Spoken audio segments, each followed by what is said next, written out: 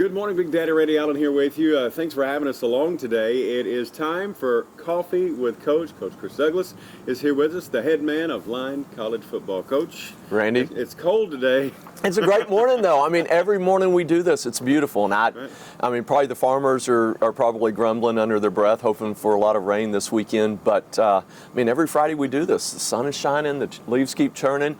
My butt is a little bit cool this morning because of our chairs, cold, but it's nice. It's beautiful. It is. Now, it's not an off week this week, Coach. That's right. It's a bye week. This week. Yeah. Tell us a little bit about before we get into last week's game. Let's just tell us a little bit about the process of this week being a bye week. Yeah. So last year was my first year ever to have 2 bye weeks in a season. I've just never been in a situation you have that, and really pretty rare to have any bye week. But we have 2.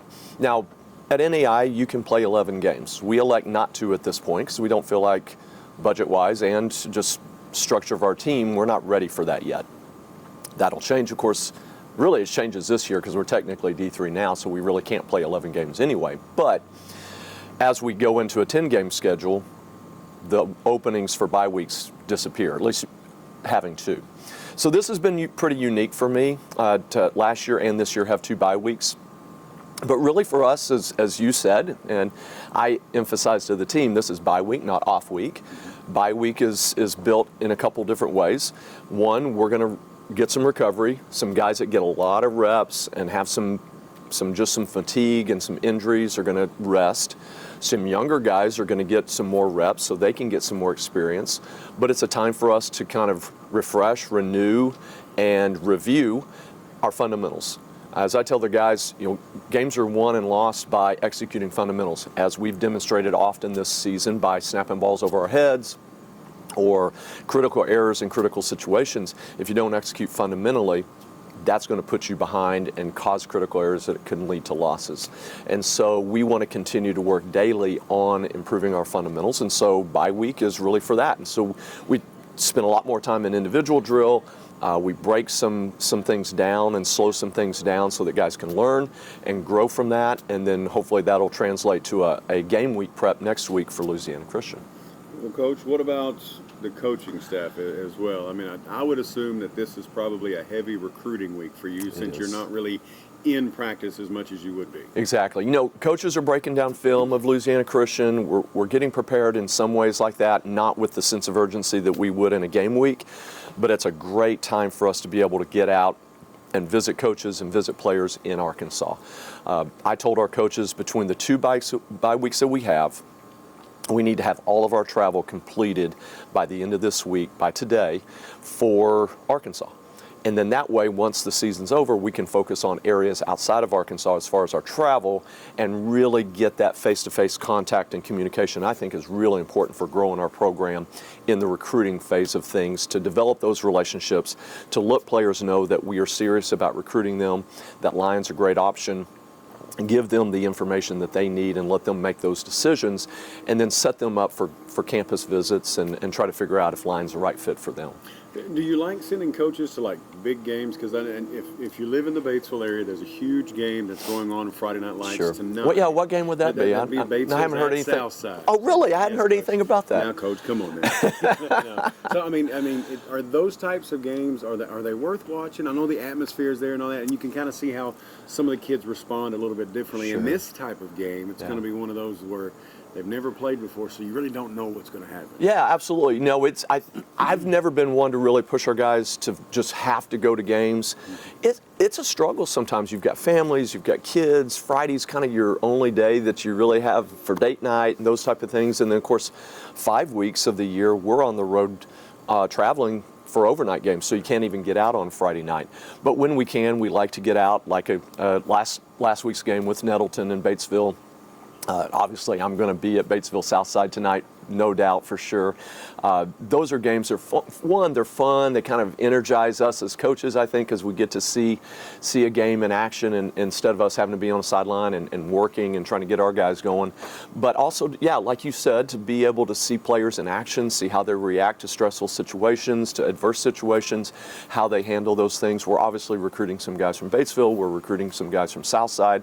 Any other schools that come in in from this area to visit these high schools, or if we go out to Cave City or go out to Jonesboro and hit some of the schools there, we definitely like to watch those teams in action when we can.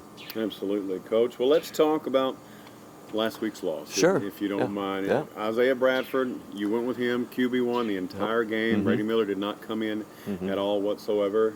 We had, I think 137 yards of total offense all the way around. Yeah, I think when you take the negatives out, yep.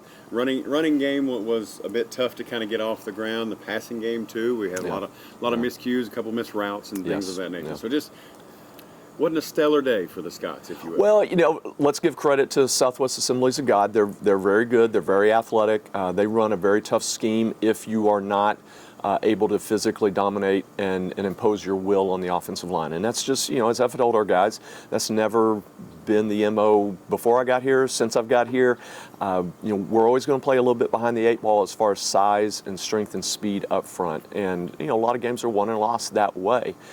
So we felt like we needed to spread the ball out and try to dink and dunk and then try to take our shots over the top, which we did. First snap of the game, we ran play action double post, which is kind of my favorite play action, to try to get over teams that want to play cover 0 or cover 4 and try to get over the top of the safety. And we just didn't connect. We came back to it several times during the game, and again, kind of the same thing. We're not connecting. Our quarterback's not quite on spot at times, and our receivers are not getting off and getting open and getting separation that they have to be able to make that work. We were able to hit a few plays here and there. I was pretty pleased with how we ran the ball at times with some of our counter sweep plays. A little bit of wide zone worked pretty well for us. But they're playing 7 in the box on the run and collapsing down when we hand it off, and then when we throw it, a lot of times we got a lot of 3-man rush and they were dropping 8. And if you're not getting separation and your quarterback's a little bit off target at times, then it's going to be hard to be able to move the ball when people are dropping 8 in coverage. Well, I noticed, Coach, from the get-go, like you said, they're stacking 7 in the box, and it's like they just wouldn't stop. Yeah. They just kept coming and kept coming and kept coming. And our offensive line, I think they did what they could. They just weren't allowing Bradford really a whole lot of time to kind of check through receivers and check other different keys. He had to go to the first man a lot when maybe our second or third man was wide open. Yeah. I come back to our offensive line real quick. I was really pleased with our interior 3 with Malcolm Howard at center. He was taking on what I felt like was an all-conference nose guard. We're going to look back, and I will be shocked. We'll see what the next 2 weeks bring, but I think he's the best defensive lineman we've seen so far in the league. We'll be voting for him for all conference for sure. But I think between him and our guards helping him out, he did really a marvelous job with our nose guard. People don't realize, we talk about the quarterback, and Brady Miller 2 weeks ago, and Isaiah ran it last week, but we've had 2 freshmen, 1 redshirt, and 1 true freshman at both offensive tackles the entire season, and our starting left tackle was out with an injury, and we had to start our 3rd tackle, another true freshman. And people don't realize that, but Mr. McGraw did a pretty fine job in there. For being a freshman and having to face what we had to face, I felt like he did some nice things. He missed a few things in pass pro, but I felt like he took care of some of the things I was more concerned about with penetration in the B gap. And our right tackle struggled a little bit at times, but had some good plays as well. So we talk about quarterbacks, or you talk about a missing receiver, but sometimes we forget that particularly those offensive linemen, you have to replace one of those guys. That's a big deal, and particularly when you're replacing freshmen with freshmen, that's huge. Well, and if you look down the roster, which some of us get to actually see the roster and the heights and weights and things of that nature.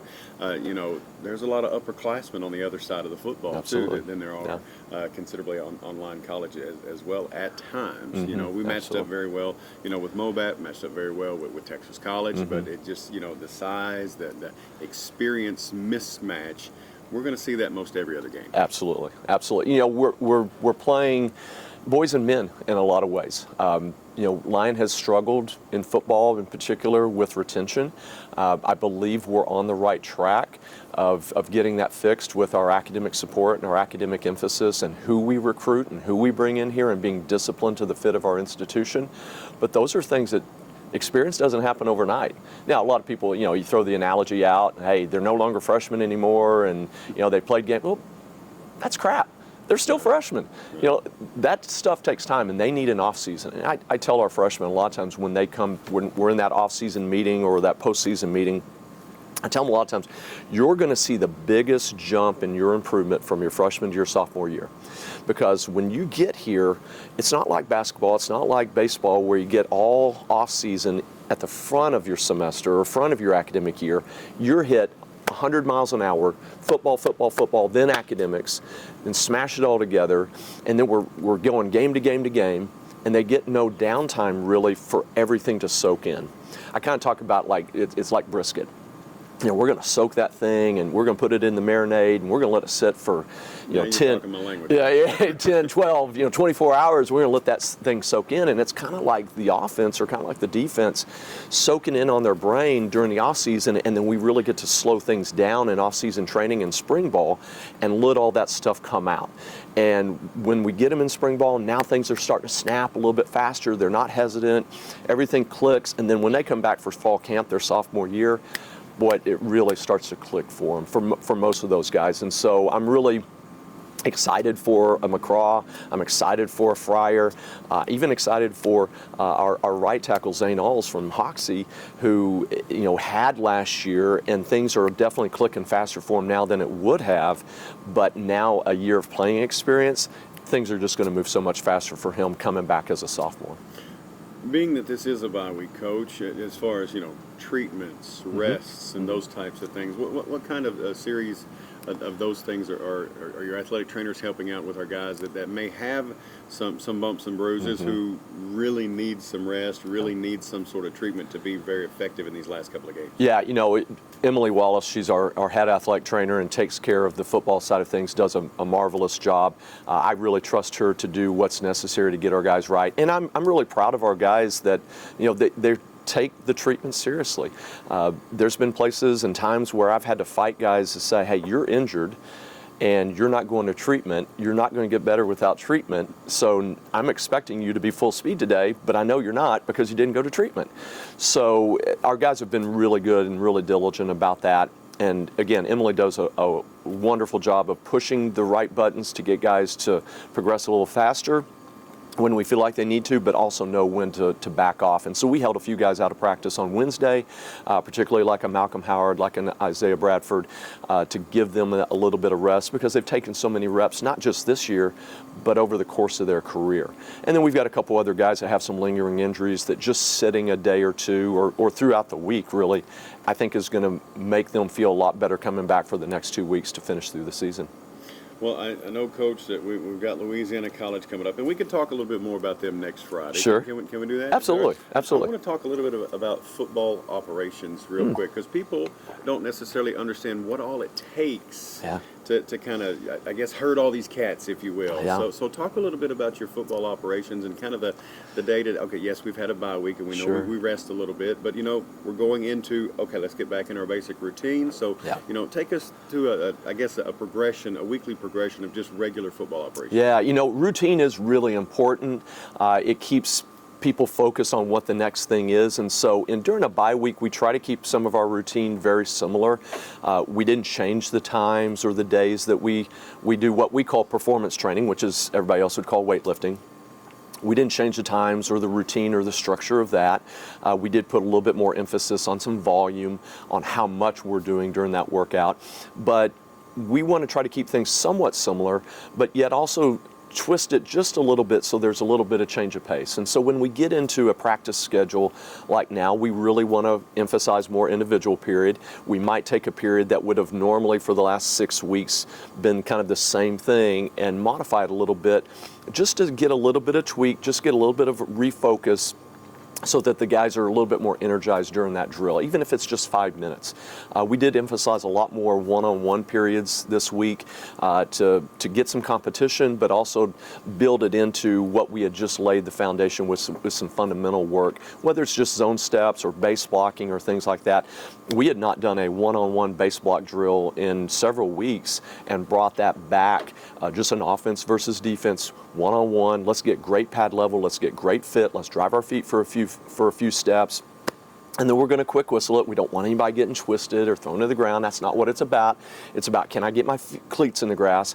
Can I get some drive on both sides of the ball, offense and defense? Can I get great hat placement and pad level? Because that's really where the game is won, is on fundamentals. And so if you don't have good pad level, if you don't have your cleats in the grass, if you're not moving your feet, you don't have that hand and head placement, you're not going to win those one-on-one battles that you got to have. So that's a lot of it. Is, some of the operations is, how do we structure practice? I'm a big routine guy as far as practice is concerned as well. I don't like to just change it up just to change it up, because I feel like flow from drill to drill is really important. But again, how can we tweak some things within it without creating a lot of chaos during practice and guys not even knowing where to go? So that's a lot of it. And then, you just talk about the operational stuff as far as travel and video and all that stuff. We had Ian Lieb last week. He is our coordinator of operations, so he has oversight of everything regarding video, everything regarding travel and coordinating, whether it's planes or hotels or buses. And when you're talking about 90 guys or so, Yes. I mean, having to get them on a bus and here and there, especially planes a couple of weeks ago and whatnot, that's a big job. Oh, yeah, absolutely. I mean, there's so many ins and outs, whether it's the real ID thing that we were kind of in a panic over the last couple of years. Hey, all of our guys have got to get this, and you got new freshmen. Having the right name, very diligent about making sure we have the right name on that stuff. There's all these little things. Where's the bus dropping? How are we getting bags inside? How are we checking the luggage that's not a player's luggage, but it's a team luggage? All those little things. Printing boarding passes. Like, we were really fortunate when we got to Memphis that boarding passes were printed for us. But then when we got to Phoenix, we had to do it ourselves at the kiosk. And so we even learned some things on this trip that we decided, hey, it's going to be best if we just give the players their information and print their boarding passes and tell them how to do it than us doing it and all the chaos of trying to hand those things out. So just little things like that we're continuing to learn as we go. And we write all those things down as notes, and then we've got a plan for next year. Would you rather fly everywhere, or would you rather ride the bus? Flying is tough. If I could get direct flights on everything, and if it was 10 or more hours, yeah, flight would be nice. What people don't realize is you still got to drive to the airport. You may have a layover if you don't have a direct flight. Then you got to drive from the airport. I mean, it's still 2 hours to Memphis. And so that's 4 hours again on a bus already. So it's kind of six of one, half a dozen the other. I think it depends on where you're going, but also how far you're going. And let's not talk about the cost. Lord. The football team is absolutely expensive. Well, especially when you're talking about flying, for sure. I mean, just give you an example. COVID spring, we flew out to Phoenix, to Arizona Christian, same airport, same hotel, all that. The flights were, at that time, they were like $257 a ticket. We paid over $650 per ticket this time around. Dramatic change. It's a lot. It's a lot of money. It's a lot of effort. It's a lot of time to go out and for 3.5 hours go play a game. Man, oh man, oh man. And a lot of people just don't realize that. No. They really don't. They Yeah. think we just show up on Saturdays a lot of times and put the guys on the field and play ball. But talk about game day operations too. When you're holding a home game, you got your ticket takers, you got your concession workers, you got all your administrative staff. I mean, I hear the radios going on all the time. I mean, there's a lot going on that people don't realize too on the sidelines and behind the scenes as well. Well, go back to the travel thing. When you're talking about a Division I school, I'm sure everybody thinks that we're like them and we've got a charter flight and all we do is roll up to the bus rolls up to the tarmac, we get on the jetway and we go. No, sir. No, and they've got a whole operations team that don't even coach.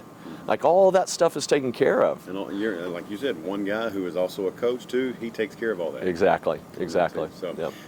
Well, Coach, thanks for visiting with us today. It's been a pleasure here today. I hope that you get some recruiting in and maybe get a little rest in over the weekend, because I know coaches, they get weary as well. And, Absolutely. And let's not forget about our coaches' spouses Exactly. as well, our coaches' partners and whatnot. They get a bit weary sometimes during this time of year as well. So Absolutely. keep those folks in mind too. And I hope that you go on the road the last couple of weeks, Coach, here, and let's get us one at least. At least one. And even if we don't win, as I tell the guys, let's focus on just getting better. And if we can quit beating ourselves, we put ourselves in a position to win. And if you put yourself in a position to win, then you never know what's going to happen. I'm really optimistic against Louisiana Christian. I don't like where our team is at now, obviously, but I like that our guys continue to commit to growing, developing, getting better. They have that fight to improve, and the future is bright. I can't share anything now, but I got some great news about a potential landing spot for a conference as early as 2024. So I'm super excited about that. When might we be able to expect some announcements on that? So we think that conference will probably announce something next week or the week after. So we're pretty optimistic about that. The schools that we will be playing as early as 2024 are a much better fit for us, and we'll still have a lot of non-conference schools that we'll have to schedule through 24 because it'll be a partial conference. Right. But I'm really looking forward, and I haven't shared with anybody except one of our coaches. Not even our entire coaching staff knows that yet. So you've got some privileged information. I can't share it all with you, but looking forward to that press release and being able to share that with our team. Absolutely. This has been Coffee with Coach Chris Douglas this morning outside of the Salty Dog here on the campus of Lyon College. Let's rest up this week, Coach. Absolutely. Let's get back to it and take on Louisiana College next week. Good luck to you, sir. Thank you very much. And thank you so much for joining us. We'll see you at the game next week.